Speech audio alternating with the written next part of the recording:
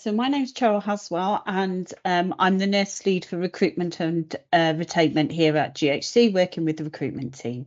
My name's Helen. I am a research support officer. I work at the Focus Research Centre at Cheltenham General.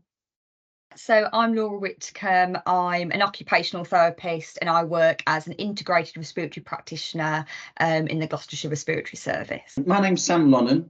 I was the infection prevention and control team lead before I then moved into the role of decontamination lead. So I suppose from a mental health point of view, I didn't have major problems, but I just very fed up in the beginning. It was, was it just being fed up of COVID? Was it being fed up of the symptoms? Felt very emotional particularly in that first year.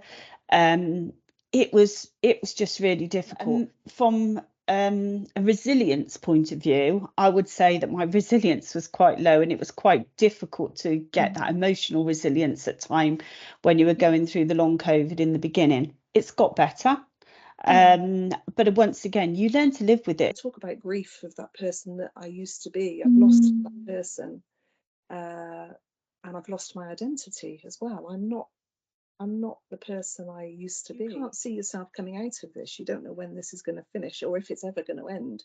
So I guess there's that whole, what is the point of my life now? What am I doing? Where am I going with this? What's around the corner? Do we get to have our life back again? And if not, well, that's pretty rubbish, isn't it?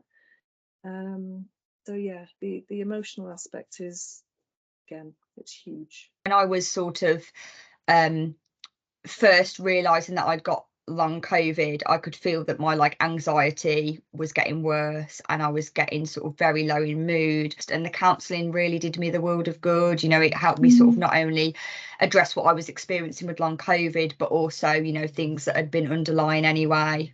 I would say that my mental health now is I still get low, I still get tearful, but I have a bit more resilience to deal with things compared to what I used to. I don't like the new me.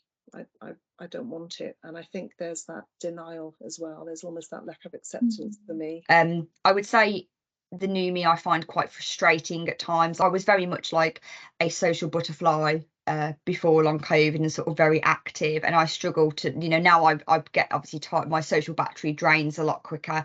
I get a lot more tired, more irritable, and obviously can't do some of the things that I used to enjoy doing. So the new me, it can be very hard sometimes to accept. The main reaction I think I would get when I'm saying I've got long COVID is, oh, is that still a thing?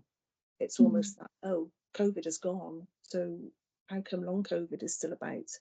That's frustrating, because it clearly is. I think once people understand, they can be really supportive, and it's nice to get that reaction then, once people realise exactly what it is you're trying to get across. It has a huge impact, and I think it's quite easy for people to think that because I sort of look like myself and sound like myself, they just think that you're okay and just getting on with life normally, whereas there's still things that I can't do. For example, I can't exercise, which I used to really like doing, and I'm always having to sort of take things day by day, really. I think sometimes it just does feel frustrating that it's not acknowledged as much as it could be.